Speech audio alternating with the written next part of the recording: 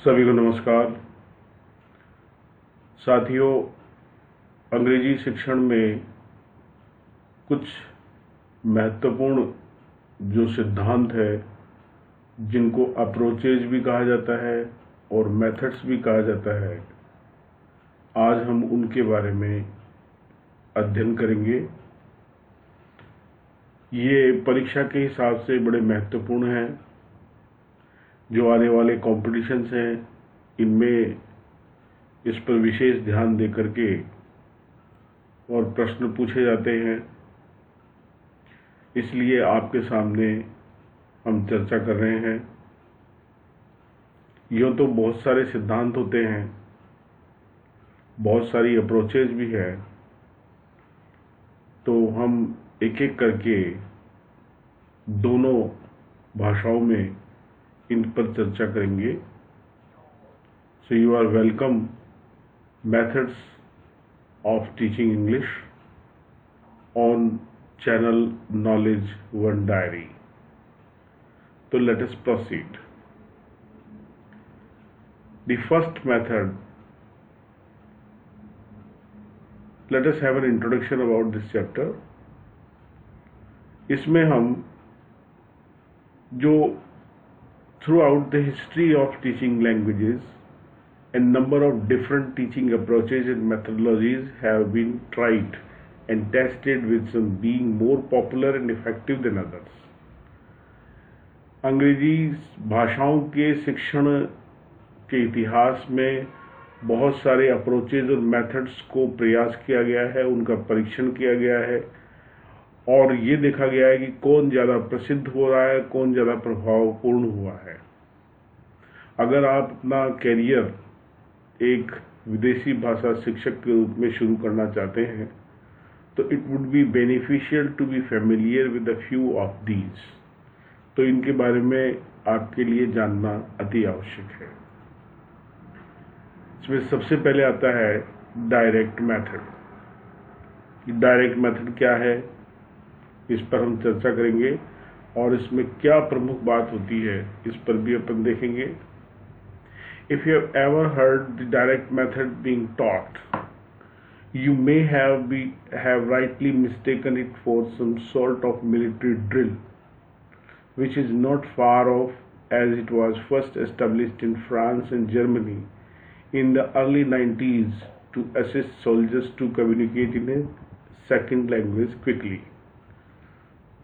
19वीं शताब्दी के प्रारंभ में फ्रांस और जर्मनी के जो सिपाही थे, वो एक दूसरे की भाषा में अपने आप को जो है संवाद प्रेषण के लिए जिस तरीके का इस्तेमाल करते थे, उसे डायरेक्ट मेथड की तरह से समझा गया है।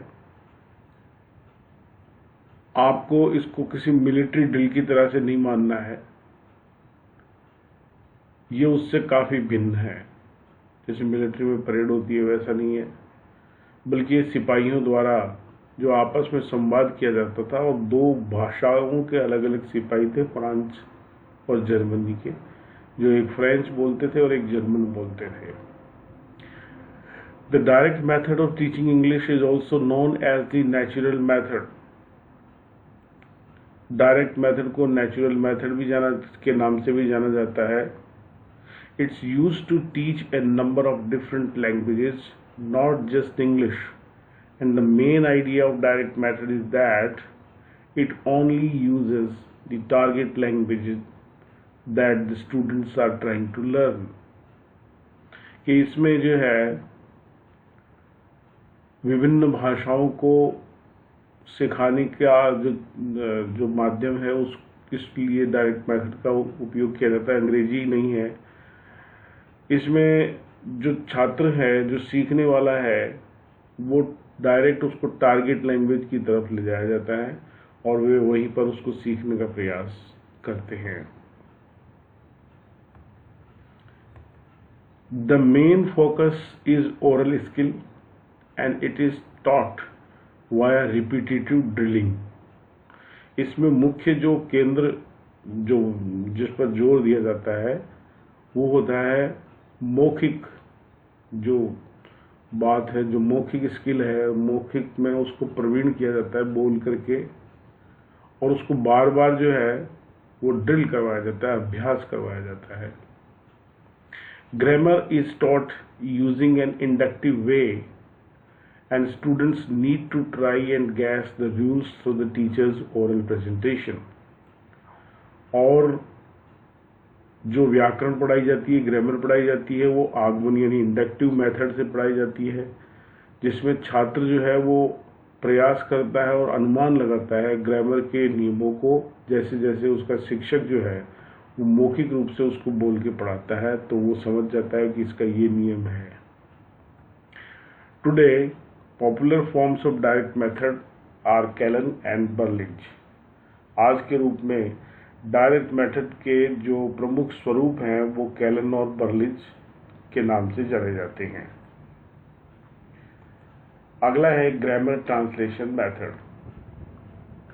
ग्रामर ट्रांसलेशन मेथड में, जैसा कि इसके नाम से ही लगता है कि this method of teaching English is grammar heavy and release a lot on translation, कि इसमें जो है ग्रामर के ऊपर ज़्यादा जोर दिया जाता है और ज़्यादातर इसमें अनुवाद करके सिखाया जाता है। दिस इज द ट्रेडिशनल और classical way of learning a language and it's still commonly used when learning some languages. ये एक पारंपरिक या क्लासिकल वे है जिसके माध्यम से हम किसी भाषा को सीख सकते हैं, और इसका मुख्य उपयोग कुछ भाषाओं को सीखने के लिए किया जाता है आमतौर पर। इस मेथड में some countries prefer this style of teaching, and the main idea behind this method is that the students learn all grammar rules so they are able to translate a number of sentences। कुछ देशों में जो इसके सीखने का जो तरीका है, सिखाने का जो तरीका है, इसके पीछे, इस डायरेक्ट मेथड के पीछे जो मुख्य विचार है वो ये है कि छात्र जो है वो व्याकरण के, ग्रामर के रूल्स को सीख लेते हैं और वे बहुत सारे सेंटेंसेस को ट्रांसलेट करने में सक्षम हो जाते हैं।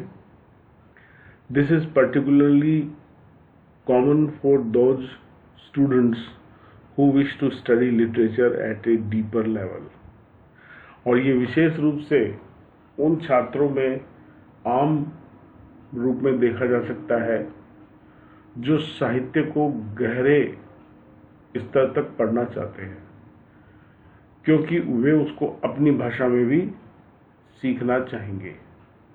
इसलिए यहाँ पर जो है ट्रांसलेशन करके और फिर सीखते हैं बच्चे। अगला है the audiolingual method. The audiolingual method, otherwise known as the new key method or army method, is based on a behaviorist theory that things are able to be learned by constant reinforcement। Audiolingual method को दो नामों से जाना जाता है, इसके दो अन्य नाम और हैं, न्यू की मेथड या आर्मी मेथड, जो कि व्यवहारवादी सिद्धांत पर आधारित है, एंड थिंग्स जो है वो पुनर्बलन के माध्यम से, लगातार पुनर्बलन के माध्यम से छात्र इसको सीखता है। However, just like in the army, when someone behaves badly, और in this case bad use of English, the learner receives negative feedback, and the contrary happens when a student demonstrates good use of English। इसमें देखिए दो बातें हैं। पहला है कि जैसे आर्मी में कोई गलत व्यवहार करता है, यहाँ पर चूंकि हम मेथड का स्टडी कर रहे हैं, तो यहाँ पर जो अंग्रेजी का गलत यूज कर रहा है उस संदर्भ में हम इसको लेंगे, उस समय सीखने वाले को नकारात्मक जो है वो पुनर्बलन दिया जाता है, और अगर कोई छात्र अच्छा कार्य करता है तो ठीक उसके विपरीत सकारात्मक पुनर्बलन उसे दिया जाएगा। और ये होता है ऑडियो लिंगुअल मेथड में। इसमें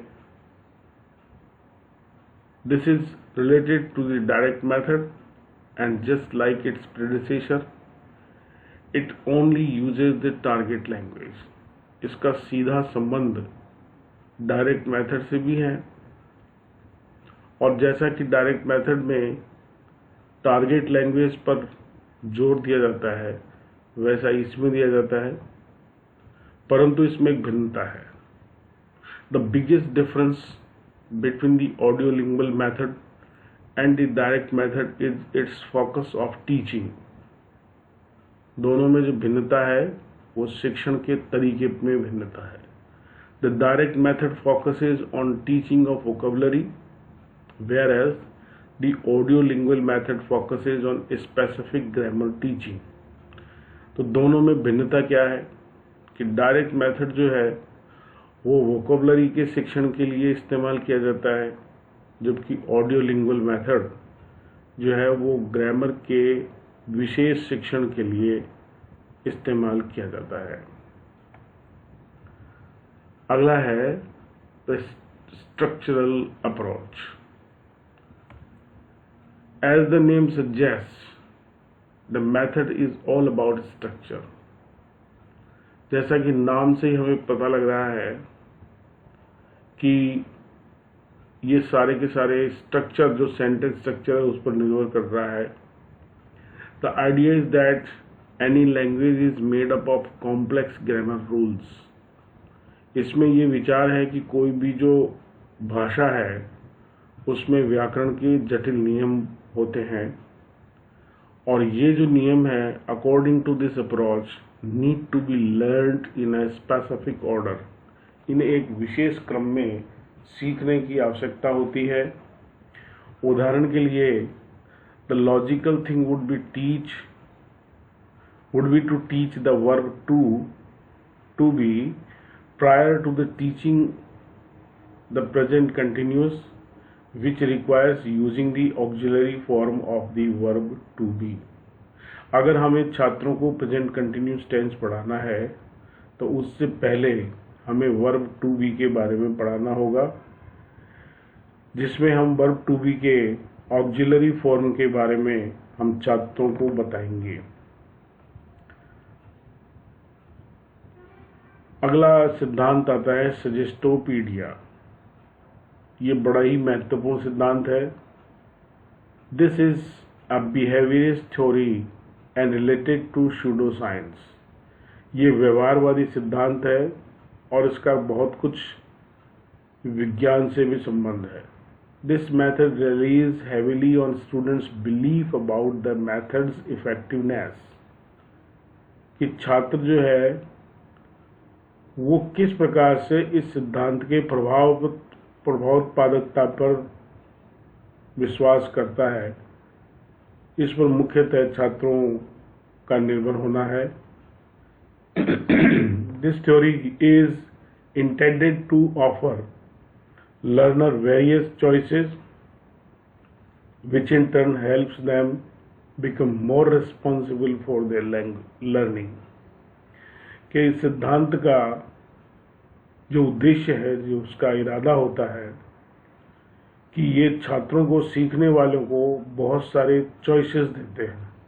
सीखने की बहुत सारी चॉइस होती है इसमें, जिससे कि वो सीखने के लिए और ज़्यादा जिम्मेदार हो जाते हैं, आराम से सीख पाते हैं। It relies a lot on the atmosphere and the physical surroundings of the class। इस सिद्धांत में जो कक्षा का वातावरण है और जो भौतिक उसका परिवेश है उस पर ये निर्भर करता है। It's essential that all learners feel equally comfortable and confident. और ये आवश्यक है इस सिद्धांत में कि प्रत्येक छात्र आराम से सीखें और आत्मविश्वास से सीखें. When teachers are training to use the Suggestopedia method, there is a lot of art and music involved.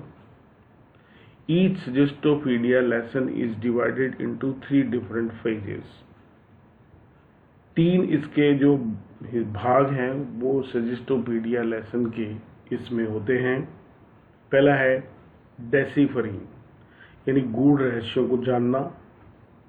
दूसरा है कंसर्ट सेशन, छात्रों का प्रेजेंटेशन. और तीसरा है इलेबोरेशन और फिर उसकी व्याख्या. द टोटल फिजिकल रिस्पॉन्स, इसको हम समझेंगे. इसका दूसरा नाम जो है वो TPR is an approach that follows the idea of learning by doing. इसमें यह है कि हम करके सीख सकते हैं. Learning by doing. Beginners will learn English through a series of repetitive actions such as stand up, open your book, close the door and walk to the window and open it. कि जो सीखने वाला प्रारंभिक रूप से जो सीखने वाला है वो अंग्रेजी को विभिन्न तरीकों से सीखेगा, जिसमें बार बार उसको कार्य करके बताए जाएंगे. कुछ वाक्य बोले जाएंगे जैसे स्टैंड अप है, अपनी किताब खोलो, close the door. With the TPR the most important skill is oral comprehension and everything will follow naturally later. कि इसमें मौखिक रूप से जो है वो समझाया जाता है और बाद में सब कुछ जो है वो स्वाभाविक रूप से अपने आप ही आ जाता है, सीख लेता है छात्र. अगला है कम्युनिकेटिव लैंग्वेज टीचिंग, जिसको CLT के नाम से भी जाना जाता है. The idea behind this approach is to help learners communicate more effectively and correctly in realistic situations that they may find themselves in. इस अप्रोच के पीछे जो मुख्य विचार हैं जिसमें है कि जो सीखने वाला है वो प्रभावोत्पादक रूप से, प्रभावपूर्ण रूप से और बहुत ही सही तरीके से जो वास्तविक परिस्थितियां हैं उनमें जो है अपने आप को रख करके और वो सीख सकता है. This type of teaching involves focusing on important functions like suggesting, thanking, inviting, complaining and asking for directions, to name but a few. और इसमें इस प्रकार के शिक्षण में जो मुख्य जोर दिया जाता है वो है महत्वपूर्ण जो इसके कार्य हैं, जिसमें सजेस्टिंग करना, थैंकिंग है, इनवाइटिंग है और इस प्रकार से कुछ और जो है वो उनको शामिल किया गया है. अगला है the silent way. The silent way emphasizes learner autonomy. The teacher acts merely as a facilitator, trying to encourage students to be more active in their learning. Silent way जो है वो सीखने वाले को केंद्र में रखा जाता है, उसकी ऑटोनॉमी चलती है और जो शिक्षक है वो वहाँ एक सुविधा प्रदाता यानी फैसिलिटेटर के रूप में कार्य करता है और छात्रों को सीखने के लिए सकारात्मक रूप से सक्रिय रख करके उनको प्रोत्साहित करता रहता है. The main of this way of teaching is for the teacher to say very little so the students can take control of their learning. There is a big emphasis on pronunciation and a large chunk of the lesson focuses on it. इसमें क्या होता है कि जो teacher है वो बहुत कम बोलता है,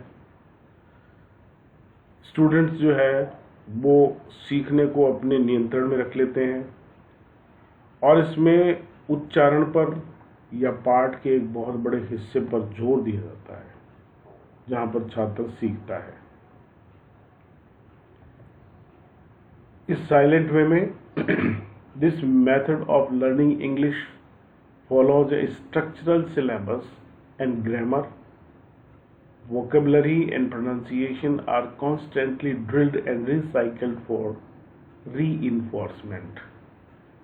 इस अंग्रेजी शिक्षण में जो पाठ्यक्रम है और जो ग्रामर है वो उसका अनुसरण किया जाता है। इसके अलावा वोकैबुलरी, प्रोनाउंसिएशन, इनको बार बार ड्रिल करके और पुनर्विलन के द्वारा इन्हीं को दोहराया जाता है। The teacher evaluates their students through careful observation and it is even possible that they may never set a formal test as learners are encouraged to correct their own language errors. और जो शिक्षक है वो अपने छात्रों का परीक्षण करता है, मूल्यांकन करता है, बहुत ही सकारात्मक रूप से ध्यान से उनका पर्यवेक्षण करके। और ये भी संभव है कि उनको कभी भी जो है कोई फॉर्मल टेस्ट नहीं दिया जाता है कि वे अपने भाषा की गलतियों को स्वयं सुधार सकें और सही कर सकें। कम्युनिटी लैंग्वेज लर्निंग, इसको CLL के नाम से जाना जाता है। This is probably one of the English teaching methods where the students feels the safest and there is a great emphasis on the relationship and bond between the student and the teacher. अंग्रेजी शिक्षण में ये जो method है, यहाँ जो छात्र है वो बहुत ही सुरक्षित महसूस करता है और उसका मुख्य जो जोर दिया जाता है वो है उसके संबंध और उसके जो बंधन है शिक्षक और छात्र के बीच में होता है, उस पर जोर दिया जाता है। Unlike a lot of other methods and approaches of teaching English as a second language, a lot of L1 means mother tongue is used for translation purposes. इसमें बहुत सारे रूप में मातृभाषा या जो लैंग्वेज 1 है उसका इस्तेमाल किया जाता है और उसके बार बार ट्रांसलेशन किए जाते हैं। अगला है इसमें टास्क बेस्ड लैंग्वेज लर्निंग, उद्देश्य पर आधारित भाषा शिक्षण। The main aim of this approach to learning is task completion. Usually relevant and interesting tasks are set by the teacher. Students are expected to draw on their pre existing knowledge of English to complete the task with a few errors as possible. इस approach का मुख्य जो उद्देश्य है वो है किसी कार्य को पूर्ण करना, टास्क को पूर्ण करना। आमतौर पर the relevant and interesting task जो दिए जाते हैं छात्र के द्वारा, शिक्षक के द्वारा, कि वो जो है अपने अंग्रेजी के पूर्व प्री एग्जिस्टिंग नॉलेज जो उसका होता है उससे करता है, जिससे कि कम से कम as few errors as possible, वो कम से कम गलतियां कर सके। एक उद्देश्य उसको दे दिया जाता है। अगला है the lexical approach. The lexical syllabus और approach is based on computer studies that have previously identified as are the most commonly used words. Lexical जो अप्रोच है इसमें जो सिलेबस है ये मुख्यतः कंप्यूटर अध्ययन पर आधारित है, जिसको पहले हमने जो आम शब्द इस्तेमाल किए हैं उस पर निर्भर करता है। This approach in teaching focuses on vocabulary acquisition and teaching lexical chunks in order of their frequency and use. इस अप्रोच में जो फोकस होता है वो है वोकैबुलरी को एक्वायर करना और जो लेक्सिकल चंक्स हैं उनका बार बार इस्तेमाल करना और उन्हीं को बोलना। The teachers of The lexical approach place a great emphasis on authentic materials and realistic scenarios for more valuable learning. और जो शिक्षक है इस अप्रोच के, उनका मुख्य जो जोर होता है वो ऑथेंटिक मटेरियल पर होता है, जिससे कि वे कक्षा में वास्तविक जो रियलिस्टिक सिनेरियो है वो पैदा कर सकें, जो कि सीखने के लिए बहुत ही उपयोगी होती है। तो साथियों, ये था हमारा टीचिंग मेथड्स और अप्रोचेज पर lesson. Thanks for your time. Keep watching the channel knowledge one diary. हम आपके लिए इसी प्रकार के कुछ और लेसन्स लेकर के आएंगे जो आपकी परीक्षा के लिए बहुत महत्वपूर्ण है। Thank you.